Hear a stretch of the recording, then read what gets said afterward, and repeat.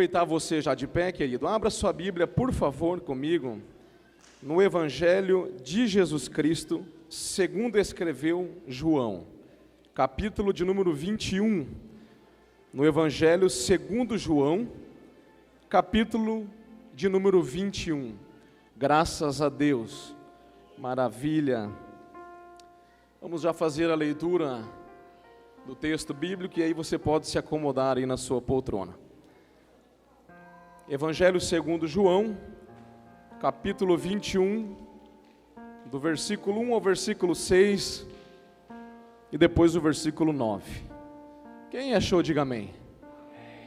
Glória a Deus, mas tem algumas pessoas procurando, pode achar aí, pode achar. João, capítulo 21. Amém. Diz assim, ó. Depois disso, Jesus apareceu novamente aos seus discípulos à margem do mar de Tiberíades. Foi assim. Estavam juntos Simão Pedro, Tomé, chamado Dídimo, Natanael, de Caná da Galileia, os filhos de Zebedeu e 2 outros discípulos. Vou pescar, disse-lhes Simão Pedro. E eles disseram, nós vamos com você.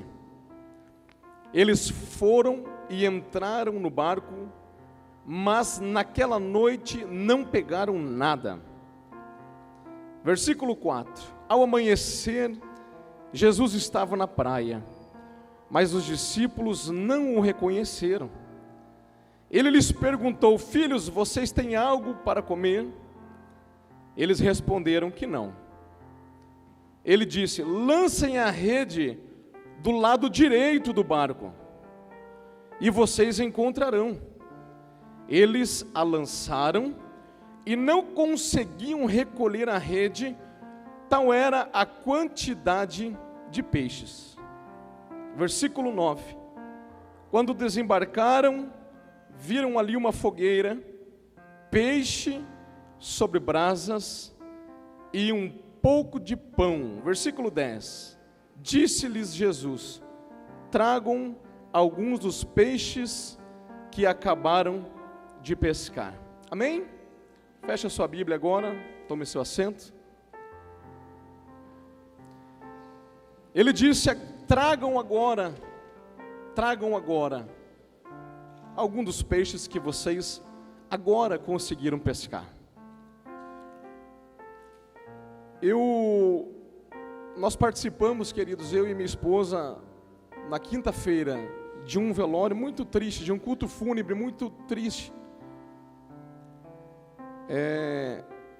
na igreja do Avivamento Pentecostal, que é a igreja que nós congregávamos, de uma ovelhinha de 30 anos, que o Senhor recolheu através de uma enfermidade.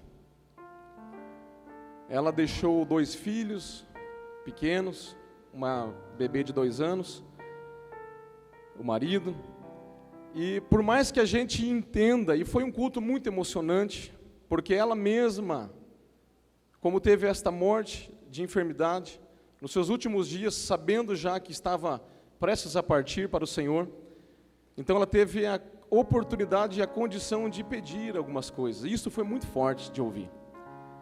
Ela queria que fosse o velório lá na igreja, não na capela como de costume. Ela queria estar vestida de rosa. Ela queria que as luzes do púlpito lá fossem também rosa, porque ela gostava bastante. Ela queria um culto muito alegre, sem tristeza. Ela queria a palavra de Deus sendo pregada, louvores. E ela queria também corim de fogo, porque ela queria que alguém se arrependesse, ainda que no momento tão difícil. E o Senhor falava comigo a respeito de morte, naquele dia. E esta palavra, e o Senhor me trazia esse texto, que tem o título em algumas traduções, Jesus e a pesca maravilhosa.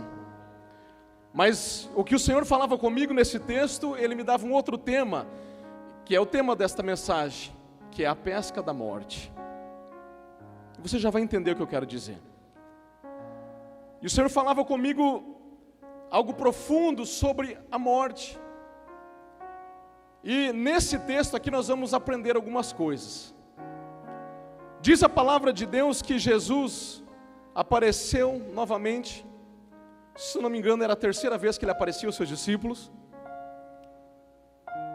E diz a palavra de Deus, se você ler o contexto anterior, que eles estavam aguardando o ressurgimento do Messias, do Mestre, porque o Senhor acabara de morrer e ressuscitar. Mas diz o capítulo anterior, que quando Pedro e João chegaram no sepulcro, os dois saíram numa carreira, correndo para encontrar, para ver o sepulcro, para ver que tinham levado o corpo do Senhor, conforme tinha dito Maria Madalena. E diz a palavra que João ganhou na corrida de Pedro, mas Pedro entrou primeiro no sepulcro. E diz a palavra que ele contemplou aquela cena, o lençol de um lado, o outro dobrado na outra ponta. Mas ele ficou atônito olhando aquela cena, e João entrou depois. E diz a palavra que João creu que o Senhor havia ressuscitado, mas Pedro não havia entendido ainda o que estava se passando. Ele não havia tido entendimento das palavras de Jesus Cristo, que era necessário que o Filho de Deus, o Filho do homem, o Messias, o prometido Cristo de Deus, o ungido de Deus, deveria morrer pelos pecados do homem e ressuscitar, para então expiar o pecado, o Cordeiro que tira o pecado. O plano de Deus seria cumprido com Jesus, mas Pedro ainda não havia chegado ao entendimento dele isso. E nesta situação, ele, estando com os seus amigos, ele diz: eu vou pescar. E Jesus Cristo, que muda a história e muda o quadro, ele nunca perdeu a oportunidade para ministrar o reino de Deus e edificar no reino de Deus. Ele chega naquela situação para mudar uma história, para restaurar uma vida, para ensinar algumas coisas para os seus amados discípulos, e em especial para a vida de Pedro, porque se você ler todo esse texto e um pouco depois desse texto, você vai ver que a conversa era com Pedro, que o mistério era com Pedro. E quando ele diz eu vou pescar, alguns estudiosos, tem um comentário bíblico do Novo Testamento, um comentário judaico do Novo Testamento, que diz que ele estava voltando à velha prática de vida, a uma prática que ele já havia abandonado, quando o Senhor Jesus Cristo um dia havia chamado ele e havia tirado ele desta prática, desta atividade. E Jesus, ele sempre anunciou, usando o que ele tinha nas suas mãos ou na sua frente. E um dia ele usa a metáfora, esta atividade como metáfora, e diz: venham após mim que eu vos farei pescadores de homens. E eles então deixam aquela atividade para mudar a prática de vida, a forma de vida. Existem alguns autores que concordam com este comentário bíblico, que Pedro estava bastante confuso, e estava pensando, ou quem sabe já decidido em voltar a ser um pescador, a viver da pesca, porque eles eram pescadores profissionais. E como Pedro era um líder do grupo, ele era um daqueles que liderava pela sua personalidade, pela sua linha de conduta e pelas experiências que havia tido já com o Senhor. Logo aqueles que estavam perto: eu vou pescar também, nós vamos com você. E o Senhor Jesus, ele entra em cena neste momento para mostrar para aqueles homens algumas coisas importantes, e uma delas é que voltar atrás, às velhas práticas, olhar para trás, é um grande engano, é um grande erro. Por que você fala isso, Carlos? A Bíblia não diz que Jesus ele condena esta prática, não. Mas é só você olhar o texto e ver que eles passaram uma noite inteira sendo pescadores profissionais, que sabiam o que estavam fazendo, sabiam aonde navegar, sabiam aonde lançar as redes, sabiam que isca usar, sabiam olhar o tempo, homens que sabiam o que estavam fazendo. Diz a palavra que a noite inteira e nenhum peixinho sequer. Ora, nós passamos essa noite toda aqui numa vigília poderosa e maravilhosa. Quanto tempo? Das 23 às 6 da manhã, quanto tempo se passou? Quantas coisas fizemos neste lugar? O nosso irmão baiano deu lugar até aqui neste lugar. Todos temos lugar neste lugar. Foi uma glória neste lugar. Cantamos, pregamos, rodamos, dançamos no Espírito, apresentamos dança, o louvor cantou, desceu, subiu, cantou, desceu, tocou, foi pregado, foi ministrado, foi palavra daqui, foi palavra de lá, foi apresentação. Só não recebeu de Deus quem não quis, quem ficou geladão, que nem um pinguim numa cadeira. Só não recebeu quem estava uma pedra de gelo, porque Deus estava aqui e com força nesse lugar. Eu não me aguentei, só que a minha bateria acabou meio logo, eu estou meio fora de forma. Mas eu dei lugar logo no começo, eu senti Deus, eu falei para minha esposa, eu vou dar lugar, eu estou sentindo que eu estou ficando meio doido. Abraço, Biandarai. Que Deus, quando Ele vai me tomar, eu começo a sentir, eu começo a ficar meio doido, irmão. Eu começo a ficar meio doido, eu começo a bater palma fora do ritmo, meu corpo se agita, meu espírito se agita. E eu sei que é o Espírito de Deus pedindo lugar na minha vida para Ele poder atuar. Eu sei que é o Espírito de Deus me chacoalhando na minha incredulidade para eu deixar Ele atuar. Quanto tempo passamos aqui? Valeu a pena? E quantas coisas foram feitas? Agora imagine você, todo este tempo esses homens passaram no mar dentro de um barco e nada conseguiram pegar, nada. O Senhor queria mostrar para eles, que não adiantava voltar atrás, que não adiantava, porque diz a palavra em Apocalipse capítulo 3 e verso 7, que Jesus Cristo Ele tem as chaves de Davi na mão, e porta que Ele abre ninguém fecha, mas porta que Ele fecha também ninguém abre.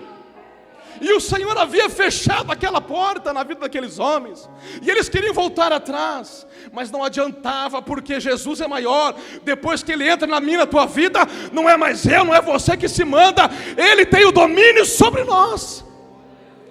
Isso é se Ele reina sobre as nossas vidas. Aqueles homens gastaram a noite, eles queriam testar as suas habilidades, eles tentaram de todo jeito,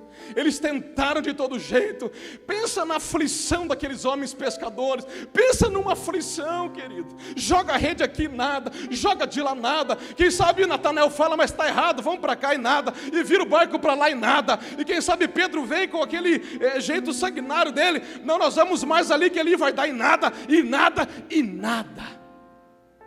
Mas eu aprendo algo interessante, e eu vejo a graça de Deus neste texto, a graça do Senhor Jesus Cristo nesse texto. Mesmo eles fazendo o que não era mais para fazer, mesmo eles estando aonde não era mais para estar, eu vejo que, aleluia, a dor, a aflição, a agonia, o choro durou apenas uma noite, porque diz o texto que na manhã seguinte, Jesus estava na praia, a alegria chegou pela manhã. E a alegria chegou e perguntou, vocês têm alguma coisa aí para comer? Diz alguns interpretadores que esta pergunta pode ter sido assim, vocês têm algo aí para vender? Porque eles quando pescavam para vender, era o sustento deles. E eles humilhados tiveram que dizer, não temos nada.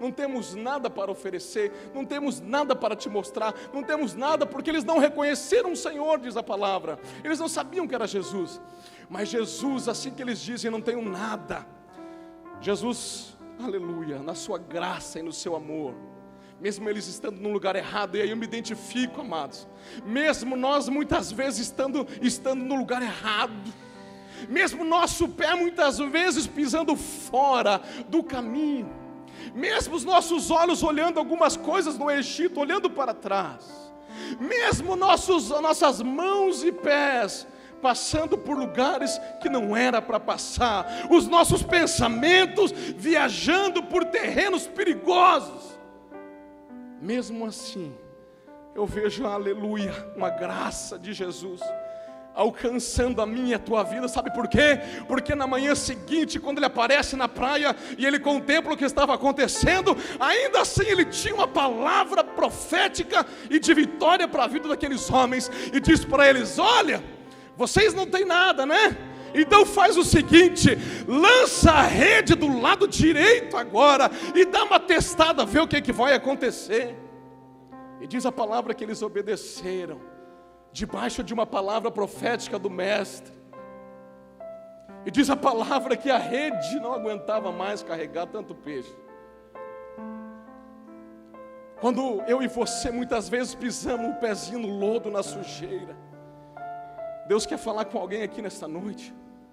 Quando nós às vezes nos enfraquecemos por não estar mais no corpo de Cristo, servindo ao Senhor, ouvindo a palavra. Tem gente que fala: não, eu vou ser desigrejado, não preciso da instituição igreja mais, eu vou viver a fé comigo mesmo. Ei, a palavra diz que a igreja de Jesus é um corpo, e você apenas é uma parte nesse corpo. Você precisa estar congregado para que o corpo então se aperfeiçoe, e todo junto e edificado possa crescer, e ajustado possa crescer. Tem muitas pessoas se enganando nos nossos dias, estão ficando para trás, estão parando, estão querendo andar sozinha. Eu não preciso mais de pastor, eu não preciso mais de igreja. E nós vamos enfraquecendo, e daqui a pouquinho,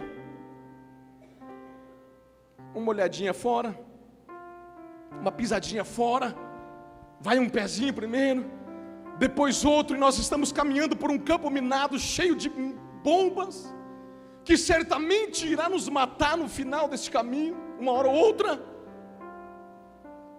E nós nos sujamos no lodo, nós nos sujamos depois de termos sido lavados pelo Senhor.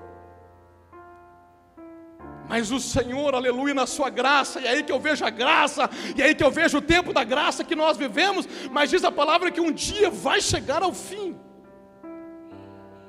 E o Senhor vai dando uma oportunidade e vai dizendo para nós: ei, você está desse jeito, você está errando, você está no erro, você está no pecado, você está na imundícia, mas escute, eu tenho uma palavra para te dizer: lança a rede do lado direito. O Senhor me manda dizer para você: não vem por aqui, mas vem por aqui. Não joga ali a tua rede, mas joga aqui, porque aonde eu te mando, na minha palavra, você vai ter vitória. Aleluias. Deixa eu falar uma palavra verdadeira para você. Jesus Cristo e mais ninguém tem um segredo para a tua vitória. Tem um segredo da tua vitória. Só Ele sabe o que você precisa. Se é uma pessoa do seu lado, um cônjuge, se é uma moradia, se é um trabalho novo, se é uma libertação, se é uma consagração, é Ele que sabe. Se é uma direção nos teus negócios, se é um plano de emergência, se é um código de conduta, se é subriandarai mais amor no teu coração, se é mais humildade, se é menos intolerância, é Jesus que sabe. E Ele tem uma palavra para você nesta noite. Não joga mais a rede aonde está jogando, joga do lado direito, e você vai ver o que tem para a tua vida. Decamandará, subriandarai. Sabe o que tem do lado direito? Tem vitória para a tua vida, tem a solução para o teu problema, tem a libertação para o teu pecado. É o que tem do lado direito. Se você lançar do lado direito, quer evitar a fadiga, quer evitar o dano, quer evitar o prejuízo, a maldição, a desgraça, quer evitar de quebrar a cara, então deixa Jesus guiar a tua vida, deixa Jesus orientar a tua vida, deixa Ele governar a tua vida. Ele queria ensinar para aqueles homens amados que voltaram atrás: não adianta mais voltar para o Egito, da onde Ele nos arrancou. Diz a palavra que Ele nos tirou do lamaçal, que Ele nos tirou do reino das trevas e nos transportou para o reino da luz do seu Filho. Olhar para trás, queridos, é querer virar a estátua de sal, como a mulher de Ló. Olhar para trás é decretar a derrota, ou agora, ou em curto, médio ou longo prazo. Olhar para trás é colocar em risco o que o pastor acabou de dizer, a sua salvação. Porque diz a palavra em Apocalipse capítulo 3, que aquele que for fiel até o fim, de maneira nenhuma riscarei o seu nome do livro da vida. Mas nós temos que completar a vitória de quem termina a corrida, não é de quem começa. Quem começa apenas e não chega na linha de chegada, recebe coroa, prêmio? Não recebe. Eu vejo a graça de Jesus nesse texto. Eu vejo a graça, Ele queria ensinar algo, mas para que eles pudessem entender que voltar atrás não era mais para a vida deles, para que eles pudessem entender que voltar atrás não era mais para eles, eles precisavam entender outra lição importante, e é aqui que entra a morte. Eles precisavam entender o real significado da cruz do Calvário. Eles precisavam ter um entendimento daquilo que o Mestre havia feito dias atrás, naquela cruz, na pior maneira de se morrer naquela época. Esses dias eu assisti um documentário de um doutor em teologia lá por Israel, e ele dizia 5 maneiras de morrer, eu não vou me lembrar de todas. Uma delas era ser comido por animais, devorado por animais ferozes. Mas a primeira era ser crucificado, porque naquela época ser crucificado era ser colocado nu numa cruz, era ser humilhado diante de todos, era ter uma morte lenta, de asfixia, humilhado, zombado, era a escória da humanidade que ia para uma cruz naquele tempo. E esta foi a morte do Senhor Jesus Cristo. Mas eles não estavam entendendo isso. E a palavra, e Ele queria que eles viessem a entender, porque, queridos, não haverá entendimento em nós, de não voltarmos mais nas velhas práticas, se nós não interpretarmos a cruz, a morte. E a palavra de Deus, ela nos diz que nós no batismo fomos mortos com Ele, fomos crucificados na sua morte, para ressuscitarmos na sua vida, de uma forma simbólica. Isto na teoria, mas é uma teoria que precisa vir para a prática da vida da igreja do Senhor Jesus. É uma teoria que todos sabemos, aceitamos Jesus e vamos descer as águas do batismo, e vamos testemunhar publicamente a nossa fé em Jesus, mas diz a palavra que isto é um ato profundo, é um ato de morte. Isso é um ato de morte. Deus falava comigo naquele velório, a hora da nossa morte não será daqui a uns anos, mas o nosso óbito se deu lá no nosso batismo. Foi lá que eu e você morremos. É lá que alguém que aceita Jesus e se batiza e aceita a fé e abraça o Evangelho e diz que vai andar com Jesus, é lá no batismo que está a sua certidão de óbito. E se é lá que nós morremos, o nosso eu tem que morrer lá, o nosso orgulho tinha que ter ficado lá, a nossa imoralidade tinha que ter ficado lá, a concupiscência dos nossos olhos, da nossa carne, tinha que ter ficado lá, ou tem que ficar lá, a fofoca da nossa língua tem que ficar lá. Narassubi andarai, o julgamento que fazemos da vida do outro tem que ficar na cruz. Derrassubi andarai. Eles precisavam entender a morte, eles precisavam entender o sacrifício que Jesus havia feito uns dias atrás, e eles precisavam entender que nós não podemos querer dar vida ao que está morto. A pescaria já estava morta na vida deles, mas eles estavam querendo dar vida ao que estava morto. E o Senhor dizia para mim, porque todas as vezes que nós queremos dar vida ao que está morto, nós vamos matar o que está vivo. E é por isso que muita morte espiritual dentro da igreja. Não temos mais motivação, não temos mais vontade, não queremos mais orar, buscar ler a palavra, descobrir os mistérios da sua palavra, ouvir a voz de Deus pela sua palavra. Não há profecia maior do que essa daqui. Eu amo o ministério da missionária pastora Ivoneide, porque não é apenas a revelação que ela tem e o corinho, ela tem palavra de Deus. Da mesma forma, o nosso irmão Elias, admiro muito. Admiro a humildade e a dedicação desse jovem. Nós precisamos, queridos, entender a cruz. E quando se fala de cruz, se fala de morte. E quando se fala de morte, ainda estando respirando, ainda estando de pé. Quando se fala de morte, estando de pé, com o coração batendo, se fala de cruz, de dor, de uma morte espiritual daquilo que éramos, para que o novo, da morte do velho homem, da morte das velhas práticas, diz Paulo em Efésios, do homem que se corrompia no pecado, despia,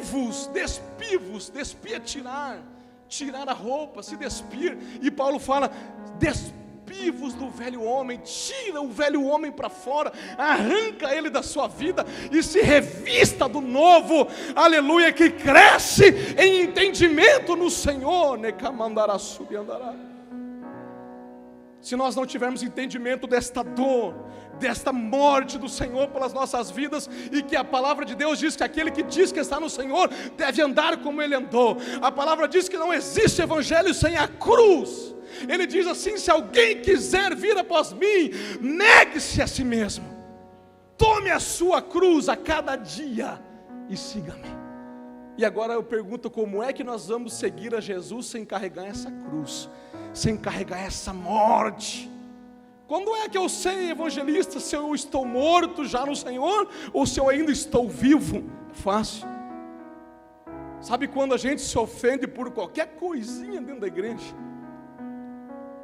Qualquer coisinha, qualquer picuinha, aquele dodóizinho, está tudo ofendido. Você está vivo, você está bem vivo ainda. Sabe quando a gente julga pela aparência o nosso irmão, porque ele é diferente de nós estamos bem vivos ainda. Porque a Bíblia diz que o Senhor não faz acepção de pessoas, diz que Ele olha o coração. Quando o profeta olhou por fora e achou os caras bonitão, saradão, os irmãos, aleluia, de Davi, ele falou: você está muito enganado, profeta, você não sabe de nada, você acha que você está espiritual, você está carnudão, profeta, porque o meu não está aqui, o meu é o menor e está lá fora no pasto. Quando nós julgamos pela aparência os nossos irmãos, aleluia, quando nós queremos experimentar as coisas do mundo, queremos entrar na balada para ver o que tem lá na balada, eu digo para você o que tem lá: inferno tem lá dentro, tem diabo lá dentro, tem demônio, tem vício, tem prostituição, tem desgraça lá dentro da balada, tem briga, tem morte. Não é para você, jovem. Quando queremos experimentar alguma coisa diferente, um entorpecente para ficar doidão, ei, não precisa. Eu digo para você que não vale a pena. Eu já fiquei doidão lá atrás, não vale a pena. O que vale a pena é ficar doidão no Espírito Santo. Quando você quer experimentar o que tem lá fora, quando você tem curiosidade de andar por terrenos perigosos, você ainda está muito vivo. Você precisa da experiência da cruz, você precisa passar pela cruz.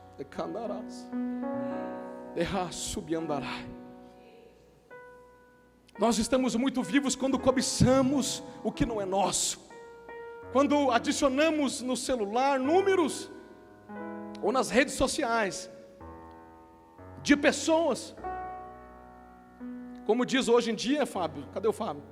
Cipá, né? Aquela cipá.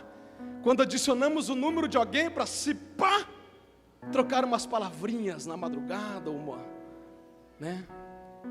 Eu conheci, irmãos, parece mentira, mas é muito sério. Parece superficial, mas é muito profundo. Eu conheci um ministro da palavra do Senhor que tinha este hábito de pegar o telefone das irmãzinhas da igreja para aconselhá-las. E na madrugada, cipá, Na madrugada começavam umas conversas, um mistério estranho no celular. Quando nós estamos fazendo isso, ou queremos fazer isso, nós estamos ainda muito vivos, nós não estamos mortos. Quando nos ofendemos, quando a nossa reputação é grande coisa, quando eu ainda quero subir aqui para fazer bonito para você embaixo, quando eu estou preocupado se eu estou fazendo bonito para você, eu ainda estou muito vivo. O que eu preciso saber é que lá atrás, 10 anos atrás, quando eu confessei Jesus e desci, mergulhei, afundei nas águas, eu morri, a minha reputação, tudo ficou lá. Eu preciso viver agora para dar glória a Jesus de Nazaré. Oh, xarabacão, tarabacá. Aplauda, aplauda, aplauda, aplauda, aplauda, aplauda.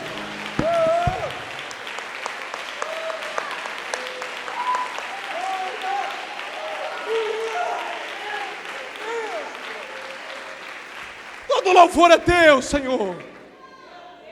Eu tenho que citar o Elias mais uma vez aqui, louvor demais. Tudo é dele, é para ele. É dele, tudo é pela cruz, é pela sombra da cruz que nós andamos. Nós não podemos nada sem a cruz do Calvário. Nós não vamos conseguir nada, nem sequer chegar no fim da caminhada, porque nós dependemos dele. Nós precisamos nos fortalecer, sabe aonde? É na força do seu poder. Diz a palavra que a batalha espiritual, ela existe, ela é ferrenha, ela é diária. O reino das trevas é organizado em hierarquias, mas diz a palavra que as nossas armas não são físicas, mas são espirituais, poderosas em Deus para desfazer fortalezas. Eu saí tão feliz quarta-feira passada, quando Deus revelou aqui que cortava o laço para a vida da minha filha. A Ivoneide nunca me viu antes e não sabia que eu tinha uma filha. Ela disse: eu vejo uma menininha pequena. Eu fiquei tão feliz porque eu oro com eles, ou eu e minha esposa, todos os dias antes de dormir, e cobrimos eles e pedimos por eles. E naquela hora eu vi que o quanto eu dependo do Senhor, porque o laço estava armado. E o que eu poderia fazer? Nada, mas na força do Senhor eu posso todas as coisas. Revestivos de toda a armadura de Deus, diz a palavra, para que possais resistir, suportar o dia mau. Ore, busque, clame, se humilhe, dependa dele. Eles precisavam entender. Eles precisavam entender a dependência, a morte. Eles precisavam morrer naquela cruz. Eles eram os discípulos, eles seriam os apóstolos, eles seriam as colunas da igreja do Senhor Jesus. Eles precisavam morrer, eles precisavam estar mortos com Jesus para receber a vida do Espírito neles e fazer as grandezas do Senhor. Aleluias. Eles precisavam entender o poder da cruz, assim como nós precisamos entender o poder da cruz do Senhor. Eu repito, não existe evangelho sem a cruz, não existe cristianismo sem a cruz. Cristianismo não é uma religião como as outras. Cristianismo é uma nova forma de vida, é onde nós ganhamos uma vida nova. Diz a palavra, pelo Espírito Santo, Ele faz nascer um homem espiritual em nós. Ele nos habita o Espírito para que possamos percorrer esta terra. Ele nos coloca dentro do reino de Deus. É por isso que nós já experimentamos as coisas vindouras. É por isso que você vê dons espirituais, cura, milagre, libertação, demônio gritando e caindo no chão. É por isso que você vê os milagres, as maravilhas, porque você já está no reino de Deus. Cristianismo não é uma religião, é uma nova vida. É uma nova vida em Deus, para viver uma vida nova a cada dia. É seguir os passos de Jesus, é ir atrás dele, é querer chegar aonde ele chegou, é ir sendo aperfeiçoado pelo poder de Deus, como foi dito, de glória em glória, para entrar na nossa morada. Lembra de uma multidão que morreu no deserto? Por murmurar, não entraram na terra prometida. E toda a viagem do deserto seria para aperfeiçoar aquelas vidas. Nós estamos num aperfeiçoamento, queridos. Nós estamos num aperfeiçoamento para entrar no céu e morar com o Senhor para sempre. É necessário um tratamento nas nossas vidas, uma mudança. uma transformação. Quer um exemplo? Imagine a presidenta Dilma encontrando assim um grupo de mendigos viciados na rua, e ela resolve que ela quer colocar este grupo de assessores especiais, ou ministros no seu governo. Poderia ela tirar os mendigos hoje e colocá-los amanhã nos cargos? Não. O que precisaria para que isso acontecesse? Uma transformação na vida daqueles homens. Eles deveriam aprender, eles deveriam ser limpos primeiros, receber uma água capaz de limpar a sujeira deles. Eu e você precisamos de uma água capaz de limpar o nosso pecado, a água da palavra, a água do Espírito Santo. Eles precisariam aprender algumas técnicas, alguns serviços para atuar lá. É por isso que a palavra diz que Ele dá a uns para apóstolo, a uns como profeta, a uns como evangelista, a uns como pastor, aleluia, missionárias, missionários, aleluia, é isso que Ele faz. Ele vai dando dons, e diz a palavra que os dons ministeriais e espirituais são para a edificação do corpo, ou seja, são as ferramentas, e aí Ele vai aperfeiçoando cada um de nós. Você foi chamado para pregar, para cantar, para limpar, para administrar, para fazer caridade, para visitar, para orar, para interceder. Aí Ele vai aperfeiçoando, e quando tudo estiver de glória em glória, aleluia, chegando na estatura do varão perfeito, diz a palavra que a trombeta irá tocar, e nós vamos subir aos céus e encontrar o Senhor nos ares, e para sempre estaremos com Ele na glória. Quem quer ir para a glória, levanta a mão, deixa eu ver. Então adore Ele, por favor, adore, dê um aplauso, quem pode adorar? Quem pode adorar Jesus? Demandará xarabacantarai. Oh, nós queremos, Senhor, nós queremos entender a cruz. E por último, Ele queria ensinar também para eles que toda provisão, que toda providência vem das mãos do Senhor. Ele queria ensinar: ei, pode não ter peixe aí, pode não ter tido peixe a noite inteira, mas se eu liberar uma palavra, vocês não vão aguentar pegar peixe. E mais do que isso, nós lemos na palavra que quando eles chegaram na praia, estava lá Jesus com uma brasa acesa. Ó o mistério, o peixinho estava em cima do fogo ali, ó, e o pãozinho estava ali do lado. Mas Jesus estava na beira da praia, e a pesca exige todo um ritual. Tem que pescar, tem que preparar, tem que limpar, tem que temperar, tem que acender fogo, tem que pôr para assar. E o pão então? Como é que Jesus conseguiu esperar eles com aquilo? A providência está nas mãos de Jesus Cristo. Não se iluda, igreja, não se engane. Jesus Cristo, Ele tem o poder e a autoridade, diz a palavra, no céu, na terra e embaixo da terra, para agir, sabe aonde? No natural? Não, no sobrenatural, para chamar a existência o que não existe. Jesus tem autoridade para passar por cima das, aleluias, das leis humanas, e das práticas humanas, e dos costumes, e dos rituais humanos. Ele tem tudo aquilo que eu e você precisamos. Talvez eles estivessem preocupados com aquilo, como que eles iriam viver. O mestre que organizava tudo, que estava suprindo tudo, havia ido embora. Nós vamos precisar voltar atrás, nós vamos precisar mexer nas ferramentas, nós vamos precisar voltar ao velho. Ei, Jesus, Ele surge, aleluia, para dizer para eles: eu tenho aquilo que vocês precisam nas minhas mãos. Tem peixinho para todo mundo. Tem peixinho para você, Pedro. Tem peixinho para você, Natanael. Tem peixinho para você, João, para você, Tiago. Tem peixinho para todo mundo. Se precisasse multiplicar, Ele multiplicava. Ele quer dizer, sabe o que para você hoje? Que Ele tem peixe para a tua vida. Isto é profético. Está precisando de alguma coisa na tua vida? Então receba da parte do Senhor para a tua vida. Receba da parte do Senhor.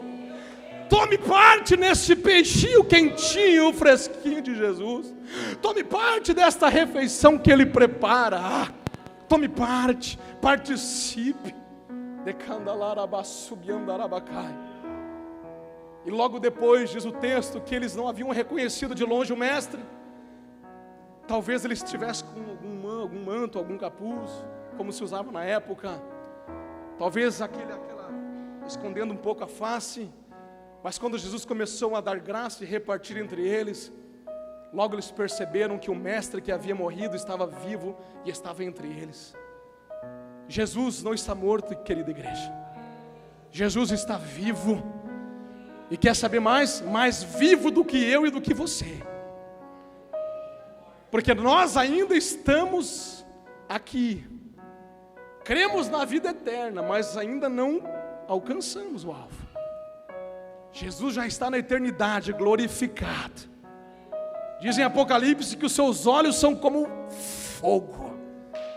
Aleluia. Cabelos brancos como a neve, cinturão de ouro no peito, vestes resplandecentes, brancas, pés reluzentes. Sabe o que é isso? É glória, é glória.